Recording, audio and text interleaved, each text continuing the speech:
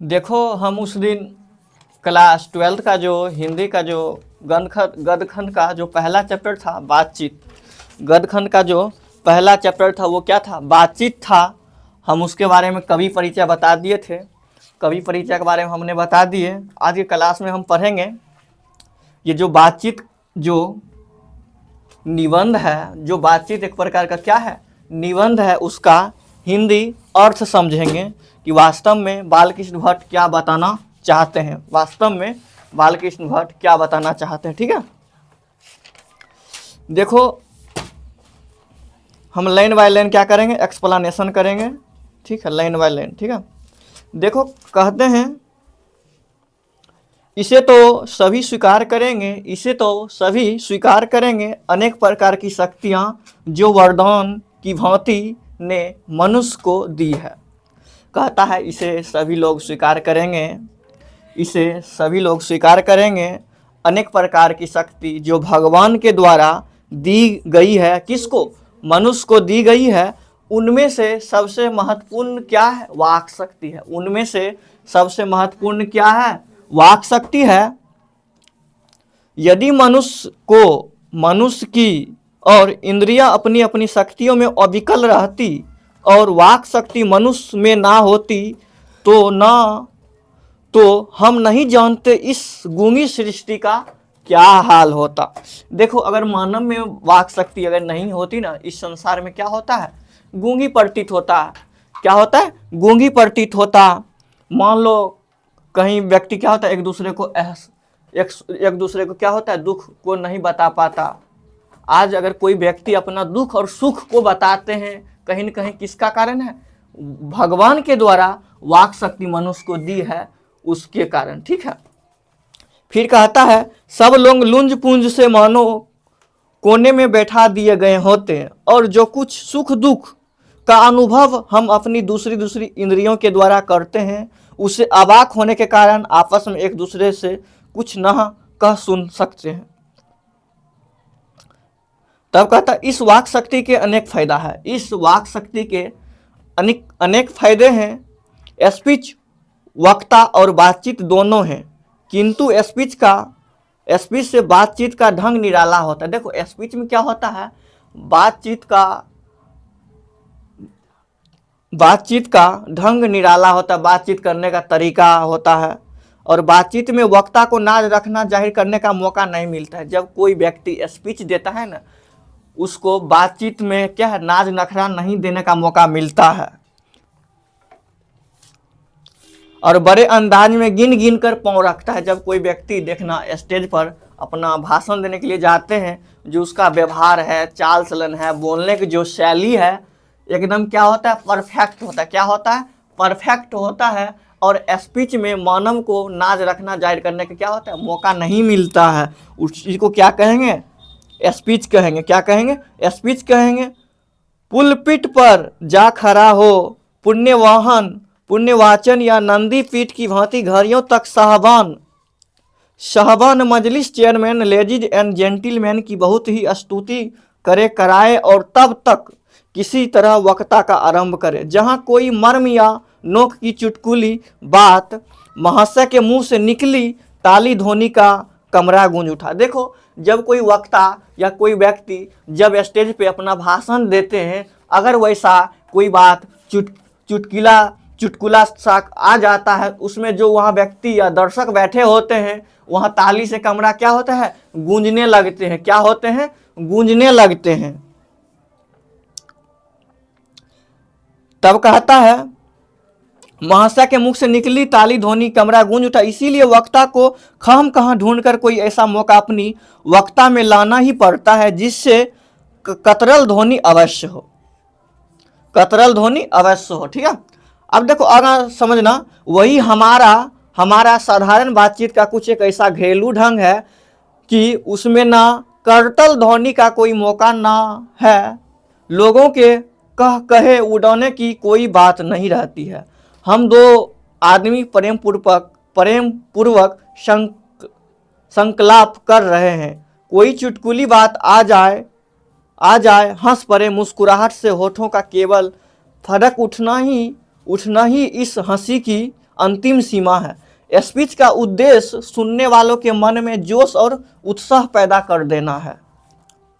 कहता है जब कोई व्यक्ति स्पीच सुनने के लिए जाते हैं, जो व्यक्ति सुनते हैं उसके मन में सुनने से जोश और उत्साह क्या होते हैं, पैदा हो जाते हैं। घरेलू बातचीत में मन रंगाने का ढंग हो जाता है। इसमें स्पीच की वह संजीदगी बेकदर हो धक्के खाती फिरती है। जहां आदमी की अपनी जिंदगी मज़ेदार बनाने के लिए खाने पीने चलने फिरने आदि की ज़रूरत है, वहाँ बातचीत की भी उसको अत्यंत आवश्यकता है। जो कुछ मवाद या धुआं जमा रहता है वह बातचीत के जरिए भाव बनकर निकल पड़ता है। देखो जब कोई व्यक्ति बातचीत करते हैं उसके मन में जो बातचीत चलते हैं वो मवाद या धुआं से क्या होता है, बाहर निकल जाता है। क्या होता है, बाहर निकल जाता है। चित्त हल्का और स्वच्छ परम आनंद में मग्न हो जाता है। बातचीत का भी एक क्या है, खास मजा होता है। बातचीत का क्या है, एक खास मजा होता है। मजा होता है जिनको बातचीत करने की लत पड़ जाती है वो इसके पीछे खाना पीना भी छोड़ देता है। क्या कहता है बालकृष्ण भट्ट, कहते हैं जिसको बातचीत का लत लग जाता है वो क्या करता है, खाना पीना भी छोड़ देता, पढ़ना भी छोड़ देता। पहले वो सोचेगा क्या कि नहीं हम एक कॉल पहले बात कर लेते हैं, ठीक है। बड़ा अपना हर्ज कर देना उन्हें पसंद आता है, पर वो बातचीत का मजा नहीं खोना चाहते हैं। देखो कई व्यक्ति ऐसा होता है जब किसी से बातचीत करता है, जब तक वो बात नहीं करेगा तब तक उसका मन का शांति नहीं मिलता है, ठीक। रॉबिन्सन क्रूसो का किस्सा बहुधा लोगों ने पढ़ा होगा, जिसे 16 वर्ष तक मनुष्य के मुंह देखने को भी नहीं मिला। कुत्ता बिल्ली आदि जानवरों के बीच में 16 वर्ष के उपरांत उसने फ्राइडे के मुख से एक बात सुनी। यद्यपि उसने अपने जंगली बोली में कहा था, पर उस समय रॉबिन्सन क्रूसो का एक ऐसा आनंद हुआ मानो उसने नए सिरों से फिर आदमी का चोला पाया। इससे सिद्ध होता है कि मनुष्य की वाक शक्ति में कहाँ तक लुभा लेने की ताकत है। जिसने केवल पत्र व्यवहार कभी एक बार भी साक्षात्कार नहीं हुआ, उन्हें अपने प्रेमी से बात करने की कितनी लालसा होती है। देखो मनुष्य की बातचीत में इतना क्या होता है, नॉर्मलता होता है ना, कि जैसे मान लो कोई मनुष्य अपना कोई गान गा रहे हैं, उससे कोई भी जंगली जीव रहता है तो उसके करीब आना चाहता है। क्या होता है, करीब आना चाहता है, क्योंकि वो जो वो वाक शक्ति के द्वारा मनुष्य बोलते हैं ना, उसके बोलने में क्या होता है, ऐसा सुर में, ताकि उस कुत्ते को लगता है नहीं ये क्या है, सुनने योग्य है। जो देखना बात अच्छा लग रहा है तो उसको कितना मनुष्य गौर से सुनते, ध्यान से सुनते। क्यों, उसको उस बात को सुनने में क्या होता है, बहुत ही आनंद आता है, बहुत ही क्या होता है, आनंद आता है, ठीक है।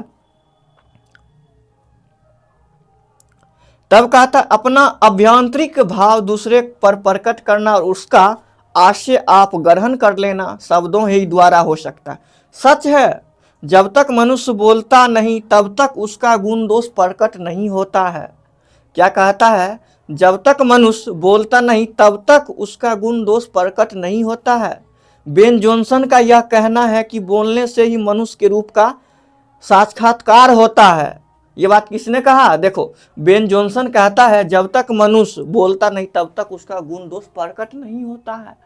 देखो कोई भी कितना भी विद्वान कायन हो या जानकार क्यों ना हो, जब तक वो बोल नहीं पाएगा या बोलेगा नहीं तब तक उसका क्या होता है, गुण दोष पता नहीं चलता। ये बात किसने कहा, बेन जॉनसन ने कहा था। बहुत ही उचित जान पड़ता है इस बातचीत की सीमा 2 से लेकर वहां तक रखी जा सकती है जहां तक उनकी जमात मीटिंग या सभा ना समझ ली जाए। एडिसन का मत है कि असल बातचीत सिर्फ 2 व्यक्तियों के बीच होता है। देखो एडिसन का मानना है कि जो असलियत बात या खासियत बात होता है वो 2 व्यक्तियों के बीच होता है। कितना होता है, 2 व्यक्तियों के बीच हो सकती है। जिसका तात्पर्य यह हुआ कि जब 2 आदमी होते तभी अपना दिल एक दूसरे के सामने खोलते। देखो जब 2 व्यक्ति रहता है अपना बातचीत करते हैं तो वो दिल खोलकर बात करते। क्या करते हैं, दिल खोलकर बात करते। जब 3 व्यक्ति हुए तब 2 की बात कोसों दूर हो जाती। देखना जब कोई व्यक्ति 2 आपस में फ्रेंड बात करते हैं ना, अगर तीसरा व्यक्ति आ जाए तो उस बात को क्या होता है, टाल देता है। दूसरे बातों पे क्या होता है, दोनों चर्चा करने लगता है। क्या होता है, दोनों चर्चा करने लगता है। तब कहता है दूसरे या किसी तीसरे आदमी के आ जाते हैं ही, या तो वे दोनों अपनी बातचीत के निरस्त हो बैठेंगे या उसे उसे निपट कर मूर्ख अज्ञानी समझ बनने लगेंगे। जैसे गर्म दूध और ठंडे पानी को दो बर्तन के पास साथ सटा कर रखे जाए तो एक का असर दूसरे पर पहुंच जाता है। देखो, इसका कहने का मतलब हुआ, जैसे मान लो दो बर्तन है, एक में गर्म दूध है, एक में ठंडा पानी को जब हम आपस में रखेंगे ना, तो जो गर्म होगा ना, वो क्या होगा, ठंडा पानी में असर पड़ेगा। धीरे धीरे पानी क्या होगा, उसका असर लेके क्या होगा, गर्म हो जाएगा। क्या होगा, गर्म हो जाएगा। अर्थात ठंडा दूध हो जाता है और पानी गर्म।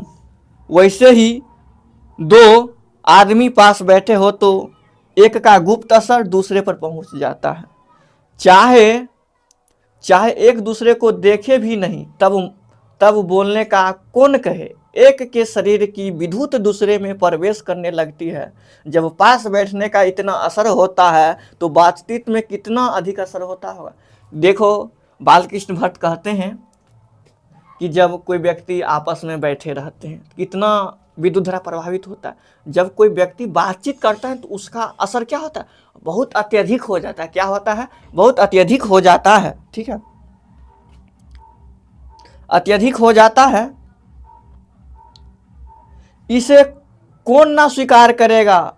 अस्तु अब इस बात को तीन आदमियों के साथ देखना चाहिए, मानो एक त्रिकोण सा बन गया। तीनों चित्त मानो तीन कोण और तीन की मनोवृत्ति के प्रसरण की धारा मानो उस त्रिकोण की तीन रेखाएं। गुपचुप असर तो उन तीनों पर परस्पर होता है। जो बातचीत की तीन की गई वह मानो अंगूठी में नग से जड़ जाती है। उपरांत जब चार आदमी हुए तब बेतक लूफी को बिल्कुल स्थान नहीं रखता है। खुल के बात ना होगी। जब तीन व्यक्ति आ जाता है तो खुल के बात नहीं होता है। क्या होता है, जब तीन व्यक्ति आ जाता है तो खुल के बात मानव नहीं कर पाते हैं। जो कुछ बातचीत की जाएगी वह क्या होगी, फॉर्मेलिटी होगी। क्या होगी, फॉर्मेलिटी होगी। गौरव और संजीदगी के लक्ष्य में सनी हुई होगी। चार से अधिक की बातचीत तो केवल रमरमौल कहलाएगी। उसे हम संकलाप नहीं कह सकते हैं। इस बातचीत के अनेक भेद हैं। दो बुढ़ा की बातचीत पराया जमाने की शिकायत पर हुआ करती है।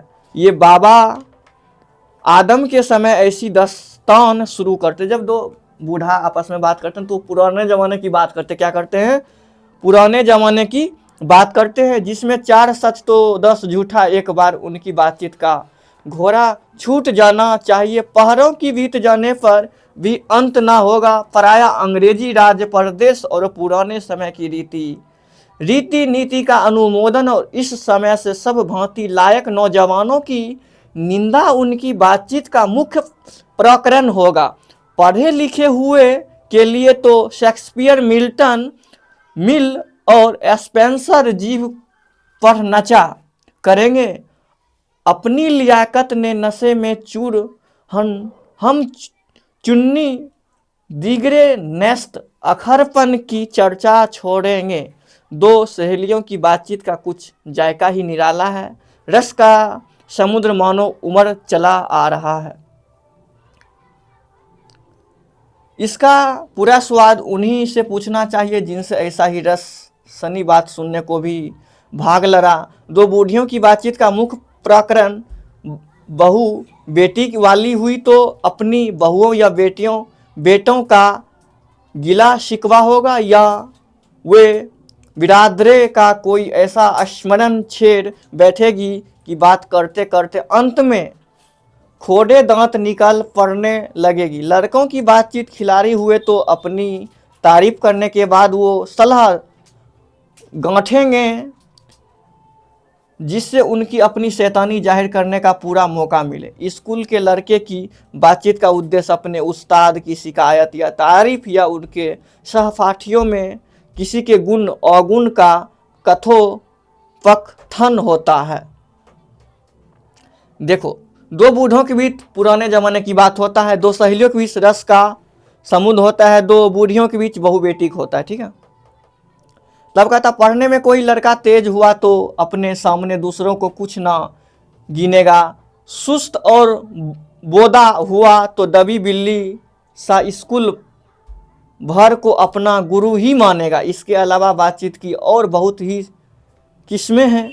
राजकाज की बात, व्यापार संबंधी बातचीत, दो मित्रों के प्रेम लाप इत्यादि हमारे देश में अशिक्षित लोगों में बत कही होती है। लड़की लड़के वालों की ओर से एक आदमी बीच वही होकर दोनों में विवाह संबंध की कुछ बातचीत करते हैं। उस दिन से बिरादरी वालों को जाहिर कर दिया जाता है कि अमुक की लड़की का अमुक के लड़के के साथ विवाह का पक्का हो गया, और यह रस्म बड़े उत्सव के साथ की जाती है।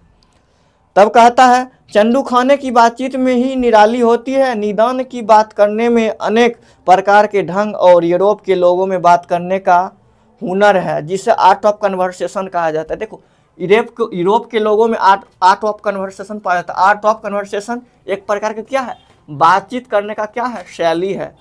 आर्ट ऑफ कन्वर्सेशन क्या है, यूरोप के लोगों में पाया जाता है, एक प्रकार क्या है, बातचीत करने का शैली है। यहाँ तक बाधा की स्पीच और लेख दोनों में इसे नहीं पाते हैं। इसकी पूर्ण शोभा काव्य कला प्रवीण विद्वान मंडली में है। ऐसे चतुराई के प्रसंग छेड़ जाते हैं जिन्हें सुन कान को अत्यंत सुख मिलता है।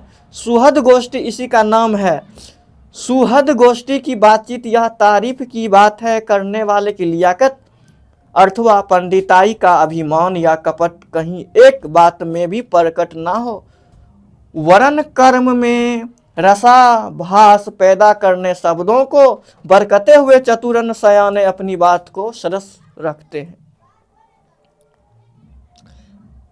तब कहता है वह रस हमारे आधुनिक सूक्ष्म पंडित की बातचीत में जो शतार्थ कहते हैं कभी आवेगा ही नहीं। मुग्र और बटेर की लड़ाइयों की झपटा झपटी के समान उनकी नीरस काँव में सरस संलाप की चर्चा ही चलना व्यर्थ। वरन कपट और एक दूसरे को अपने पांडित्य के प्रकाश से बाद में प्रशस्त करने का संघर्ष आदि रसभास की सामग्री वहाँ बहुत तायता के साथ आपको मिलेगी। घंटों भर तक काँव काँव करते रहेंगे तो कुछ ना होगा। बड़ी बड़ी कंपनी और कारखाने आदि बड़े बड़े से कम इसी तरह पहले दो चार दिली दोस्तों का बातचीत से शुरू किए गए हैं। तब कहता उपरांत बढ़ते बढ़ते यहाँ तक बड़े ही हजारों मनुष्य को उनसे जीविका चलने लगी और सालों में लाखों आमदनी होने लगी। 25 वर्ष के ऊपर वालों की बातचीत अवश्य ही कुछ ना कुछ सारगर्भित होगी, अनुभव और दूरदेशी से खाली ना होगी। और 25 से नीचे की बातचीत में यद्यपि अनुभव, दूरदर्शिता और गौरव नहीं पाया जाता है, पर इसमें एक प्रकार का एक ऐसा दिल बहलाव और ताजगी रहती है जिसकी मिठास उससे 10 गुनी चढ़ी बढ़ी है। यहाँ तक हमने बाहरी बातचीत का हाल लिखा जिसने दूसरे तरीके के होने का बहुत आवश्यकता है, बिना किसी के दूसरे मनुष्य के जो किसी तरह संभव नहीं है। और जो दो इस तरह हो सकता है यह तो कोई हमारा कृपा करे या हम ही जाकर दूसरे को कृतार्थ करे, पर यह सब तो दुनियादारी है जिसमें कभी कभी रसभास होते हैं। देर नहीं लगती क्योंकि जो महाशय अपने यहाँ पधारे उनकी पूरे दिल जोई ना हो सकती है। तो शिष्टाचार में त्रुटि हुई तो अगर हम ही उनके यहाँ गए तो पहले तो बिना बुलाए जाना ही अनादर का मूल है, और जाने पर अपने मन माफी बर्ताव ना किया तो मानो दूसरे का प्रकार का नया घाव हुआ। इसीलिए सबसे उत्तम प्रकार की बातचीत का एक यही समझते हैं कि हम वाक शक्ति अपने में पैदा कर सके कि आप बात कर लिया, हमारी भीतरी मनोवर्ती प्रतिक्षण नए नए रंग दिखाई करती है। यह प्रपंचात्मक संसार का एक बड़ी भारी आईना है, जिसने जैसी चाहे वैसी सूरत देख लेना। कुछ दुर्घट बात नहीं है जो एक ऐसा चम निस्तान है जिससे हर किस्म के बेल बूटे खिले हुए, ऐसे चमस्तान की शहर में क्या दिल बहलाव है। मित्रों को प्रेम लाभ कभी इसका 16वीं कला तक भी ना पहुंच सका। इसी दौर का नाम ध्यान या मनोयोग या चित्त को एकाग्र करने का, जिसका साधन 2 दिन का काम नहीं।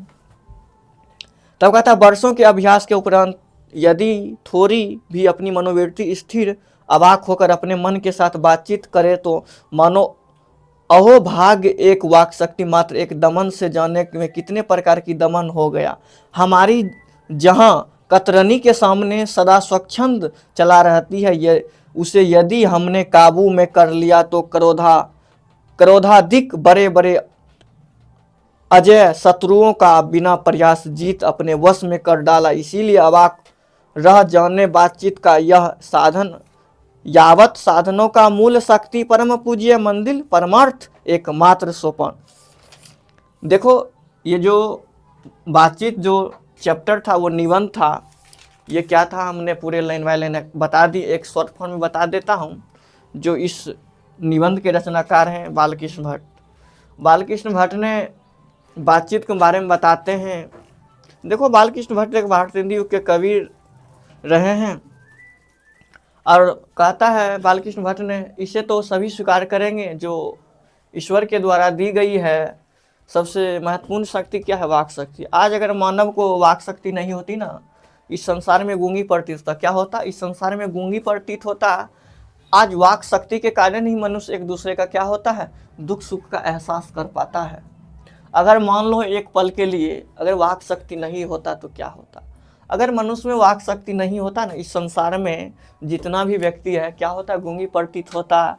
और मानो एक कोने में बैठे क्या होते, मानो एक कोने में बैठे रहते हैं, कोई दुख सुख का अनुभव नहीं कर पाता। ठीक है। और देखो बातचीत से क्या होता है, गुण दोष प्रकट होता। क्या होता है? गुण दोष प्रकट होता है। गुण दोष क्या होता है? प्रकट होता है। गुण दोष प्रकट होता है। देखो बातचीत से एक ये फायदा होता है कि जो भी हमारे मन में बातचीत चलता है वो धुआं या मवाद होकर क्या होता है, बाहर निकल जाता है और मन में क्या होता है, शांति होता है। देखना कोई व्यक्ति के मन में बात चलता है, वो बोलने के लिए इतना उत्साहित रहेगा कि मैं कब बोलूं। यही क्या है, एक वाक शक्ति है। वाक शक्ति का फायदा है। ठीक है। देखो रॉबिन्सन क्रूसो का किस्सा आपने सुना होगा। 16 वर्ष तक मनुष्य को मुंह देखने को नहीं मिला था। बिल्ली कुत्ता जानवरों के बीच 16 वर्ष के उपरांत फ्राइडे के मुख से एक बात सुनी, यद्यपि उसने जंगली बोली कहा था। उस समय रॉबिन्सन क्रूसो का एक ऐसा आनंद हुआ मानो उसे नए सिरों का फिर आदमी का चोला पाया। ठीक है। ये कहीं न कहीं देखो एक वाक शक्ति का फायदा है। और देखो बेन जॉनसन का क्या कहना था। बेन जॉनसन का कहना ये था कि जब तक मनुष्य बोलता नहीं है, जब तक मनुष्य बोलता नहीं है तब तक उसका गुण दोष क्या होता, प्रकट नहीं होता है। क्या होता है? प्रकट नहीं होता। लेकिन एडिसन का कहना था कि असल बातचीत सिर्फ 2 व्यक्तियों के बीच हो सकती है। असल बातचीत 2 व्यक्तियों के बीच हो सकती है। ठीक है। और देखो क्या होता है, स्पीच होता है। जब कोई व्यक्ति अपना स्पीच देते हैं उस व्यक्ति को नाज रखना जाहिर करने का मौका नहीं मिलता। एक स्पीच में जो व्यक्ति अपना स्पीच या भाषण देते हैं, स्पीच का हिंदी होता है भाषण, जो स्पीच क्या है, इंग्लिश शब्द है। भाषण जब देते हैं तो उसका चाल चलन, उसका बोलने की जो शैली होता है बिल्कुल क्या होता है, औरों से अलग होता है। अगर उस समय कोई व्यक्ति भाषण दे रहा है उसमें कोई मज़ेदार बात आ जाता है तो वहाँ जो दर्शक बैठे होते हैं वहाँ ताली से क्या होता है, कमरा गूंजने लगता है। यही क्या है, एक वाक शक्ति का महत्वपूर्ण फायदा है। क्या होता है? वाक शक्ति का एक महत्वपूर्ण फायदा होता है। ठीक है। देखो आर्ट ऑफ कन्वर्सेशन क्या है? आर्ट ऑफ कन्वर्सेशन है ना, यूरोप के लोगों में पाया जाता है। कहाँ पाया जाता है? यूरोप के लोगों में पाया जाता है। और देखो एक प्रकार का क्या है, बातचीत करने का क्या है, कला है। क्या है? बातचीत करने का कला है। क्या है? बातचीत करने का कला है। ठीक है। बातचीत करने का कला है। अब देखो थोड़ा हम प्रश्न उत्तर पे चर्चा कर लेते हैं। पहला ही प्रश्न है कि अगर मनुष्य में वाक शक्ति ना होती तो इस मनुष्य में अगर वाक शक्ति नहीं होती तो क्या होता। देखो, मनुष्य में अगर वाक शक्ति नहीं होती ना, इस संसार में गूंगी प्रतीत होती। क्या होती? गूंगी प्रतीत होती। परंतु ऐसा कहा जाता है कि मानव एक दूसरे का सुख दुख का अनुभव नहीं कर पाता। मानव एक दूसरे का सुख दुख का अनुभव नहीं कर पाता। ठीक है। अब कहता है आर्ट ऑफ कन्वर्सेशन क्या है? ये प्रश्न है, कई बार पूछा भी गया है बिहार बोर्ड परीक्षा में। आर्ट ऑफ कन्वर्सेशन क्या है? आर्ट ऑफ कन्वर्सेशन एक प्रकार का क्या है? कला है, जो यूरोप के लोगों में पाया जाता है। क्या होता है? यूरोप के लोगों में पाया जाता है। ठीक है। फिर है बातचीत के संबंध में बेन जॉनसन और एडिसन का क्या राय है? ये भी प्रश्न पूछा गया है। बातचीत के संबंध में बेन जॉनसन और एडिसन का क्या राय है? देखो, बातचीत के संबंध में बेन जॉनसन का कहना है, बातचीत के संबंध में बेन जॉनसन का कहना है कि मनुष्य की बातचीत से ही उसका गुण दोष क्या होता है? गुण दोष का पता चलता है। गुण दोष का पता चलता है। लेकिन एडिसन का मत ये था कि असल बातचीत सिर्फ दो व्यक्तियों के बीच होता है। असल बातचीत दो व्यक्तियों के बीच होता है। ठीक है। अगर उसमें अगर कोई और व्यक्ति आ जाए तो उस टॉपिक से क्या होता है? वो दोनों व्यक्ति हट जाता है। क्या होता है? हट जाता है। देखो, कल की क्लास में हम प्रश्न उत्तर हम लिखवाएंगे। ठीक है। कल की क्लास में हम प्रश्न उत्तर लिखवाएंगे। आज की क्लास हम यहाँ तक रखेंगे। ठीक है। कल हम प्रश्न उत्तर हम लिखवाएंगे। ठीक है।